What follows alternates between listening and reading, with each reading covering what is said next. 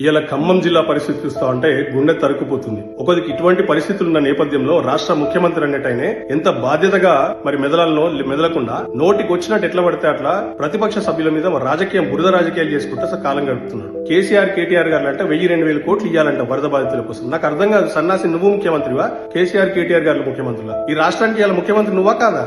నువ్వు పక్కకు జరుగు, వాళ్ళు ఇస్తారు. మరి గతంలో హైదరాబాద్ వరదలు వస్తే మరి నష్టపోయినటువంటి ప్రతి ఒక్క కుటుంబానికి 10,000 రూపాయలు ఇచ్చి చూపించారు వాళ్ళు. మళ్ళీ ఇప్పుడు కూడా ఇస్తారు వాళ్ళు. మీరేం ఇస్తున్నారు? గడ్డి బిక్తున్నారు. నాకు అర్థం కాదు. ముఖ్యమంత్రిగా ఉండి నిరుద్యోగుల సమస్యల కోసం కేటీఆర్ గారు నిరాహార దీక్ష చేయాలి, గురుకులాల సమస్యల కోసం హరీష్ రావు గారు నిరాహార దీక్ష చేయాలి, కేంద్రం నుంచి నిధులు రాకపోతే కేసీఆర్ గారు పోయి జంతర్ మంతర్ దగ్గర నిరాహార దీక్ష చేయాలి. మరి నువ్వేం బిక్తావు? గడ్డి బిక్తావా?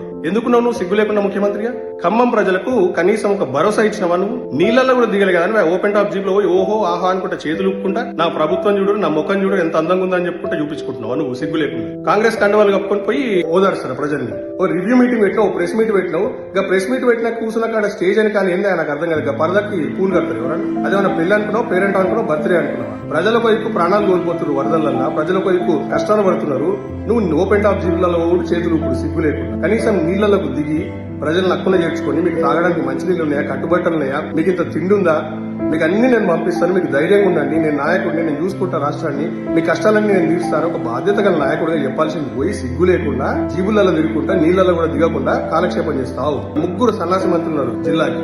ఏం ఎక్కుతురా? ఒక్క హెలికాప్టర్ తీసుకురానికి శాతం అవుతుంది. వీళ్ళ పెళ్లిళ్ళకి వీళ్ళ పేరెంటాలకి ఇకలు పక్కపక్కలు పెట్టుకుంటా కార్పొరేషన్ చైర్మన్ హెలికాప్టర్లు కూర్చోబెట్టుకుని నవ్వుకుంటా వీళ్ళు తిరుగుతారు విహారయాత్రకు పోయినట్టు. కానీ ప్రజలు వరదలు చిక్కుకొని ఒకరికి అల్లాడిపోతా ఉంటే ఒక్క హెలికాప్టర్ తీసుకురానికి శాత కాదు. ఏం మంత్రులు, ఏం ముఖ్యమంత్రి? పక్క రాష్ట్ర ముఖ్యమంత్రి కేంద్ర హోంమంత్రికి అమిత్ షాకి ఫోన్ చేసి 2 హెలికాప్టర్లు తెచ్చుకొని ప్రజల్ని చిక్కుకున్న వాళ్ళని హెల్ప్ చేస్తారు. గతంలో కేసీఆర్ గారు ఒక్క ఫోన్ కాల్ చేస్తే వైజాగ్ నుండి మరి నేవీ వాళ్ళు 2 హెలికాప్టర్లు పంపించి వరదలు చిక్కున్న ప్రజల్ని కాపాడినారు. ఇలా 9 మంది ఖమ్మంలో వరదలు చిక్కుకుంటే లోకల్ పబ్లికే పోయి జేసీబీ సాయంతో వాళ్ళని కాపాడి. కానీ సిగ్గులేని ప్రభుత్వం మాత్రం అక్కడికి రాలేదు. ఎందుకే మీకు ప్రభుత్వం? నాకు అర్థం కాదు. మీకు పదవులు ఎందుకు? అసలు ఒక పక్కన వరదలు వస్తున్నాయని చెప్పేసి వాతావరణ శాఖ ఒక వారం రోజుల ముందు నుంచే మొత్తుకుంటే కనీ విని ఎరగని రీతిలో వర్షాలు పడబోతున్నాయని ముందే చెప్పితే మీకు ఒక వార్ రూమ్ సెటప్ చేసి ఒక రివ్యూ ఆఫీసర్లు కూర్చోబెట్టి లోతట్టు ప్రాంతాల ప్రజల్ని అప్రమత్తం చేసి వాళ్ళని తరలించి ఇంకొకడికి వాళ్ళకి కట్టుకోవడానికి గుడ్డ, నీళ్లు, తిండి అన్ని కూడా సెటప్ చేసి, అది కదా సంసిద్ధత అంటే, అది కదా ప్రిపేర్డ్నెస్ అంటే.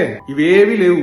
గతం వరదలు వస్తే ప్రజలు ఎట్లన్నా కొట్టుకపోని ముష్టికి 2 లక్షలు 3 లక్షలు వాళ్ళ ముఖాన వరద ఉంటాయి. ఇదే ప్రతిపక్ష నాయకుడుగా ఉన్నప్పుడు సిగ్గు లేకుండా ఆ రోజు కేసీఆర్ గారిని డిమాండ్ చేసినావు వరదల్లో చనిపోయిన కుటుంబానికి 25 లక్షలు ఇవ్వాలన్నా. మరి నువ్వెందుకు 5 లక్షలు ఇస్తున్నావు? ఇవ్వాలి కొంచెమన్నా నీకు దిమాకుందా? వరదల్లో ప్రజల్ని కాపాడాల్సినటువంటి బుద్ధి ఏమన్నా ఉందని కనీసం నాకు అర్థమవుతుంది. ముఖ్యమంత్రివా లేకపోతే ఏమన్నా ఇంకేమన్నా గల్లీ నాయకుడు అనుకుంటున్నావా? ప్రతి దానికి ప్రతిపక్షాన్ని తిట్టుడే, బురద రాజకీయాలు చేసుడే తప్ప నీ తరఫు నుంచి నువ్వేం చేస్తున్నావు? ఒక రాష్ట్ర ప్రభుత్వ అధినేతగా అన్నిటికీ కేసీఆర్ గారు, కేటీఆర్ గారు, హరీష్ రావు గారు నిరాహార దీక్ష చేసినాక నువ్వెందుకు అడా గడ్డివి కనుక? నాకు అర్థం కాదు. ఇప్పటికైనా బుద్ధి తెచ్చుకో రేవంత్ రెడ్డి. ప్రజల కోసం పనిచేయి. నీ జీవితంలో నువ్వు రాదనుకున్నటువంటి ఒక పొజిషన్ నీకు వచ్చింది. ప్రతిదానికి ప్రతిపక్ష పోలిని ఇంకా తిట్టుకుంటా కాలక్షేపం చేస్తా అంటే ప్రజలు సురుకు పెడతారు, తీసి బొంద పెడతారు. అప్పుడైనా నీకు అర్థమవుతుందో చూద్దాం. అని ఇంకొకటి, ఎప్పుడైనా గానీ ఏదైనా సమస్య వచ్చినప్పుడు ప్రజలకి భరోసా ఇచ్చినటువంటి నాయకుడు కావాలి. కేసీఆర్ గారు ఎప్పుడున్నా గానీ భరోసా ఇచ్చారు. కేటీఆర్ గారు హైదరాబాద్ లో వరదలు ఉన్నప్పుడు ప్రతి ఒక్క గల్లీ తిరిగి ప్రజల్ని ఓదార్చారు. వాళ్ళ కష్టాల్లో వాళ్ళకి బాసటగా నిలిచారు. ఇదే ఖమ్మం జిల్లా ఖమ్మం ప్రాంతానికి చెందినటువంటి ఉవ్వ రాజగారియాల నీళ్ళలో తిరుగుతున్నారు. కానీ ఈయన బైక్ల మీద పోజులు కొట్టుకుంటా ఫోటోల కోసం నేను ఏదో పీకుతున్నా పొడుస్తున్నా అని చెప్పేసి పొంగిరెడ్డి శ్రీనివాస్ రెడ్డి బైక్ మీద పోయి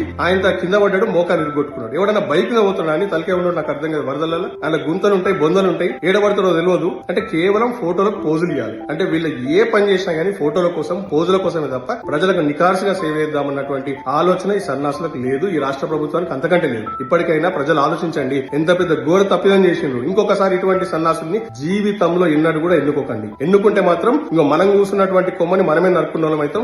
మన ఏళ్ళతోని మన కట్లలో మనమే ఒడుచుకున్న వాళ్ళం అవుతాం. గుర్తుపెట్టుకోండి. జై తెలంగాణ.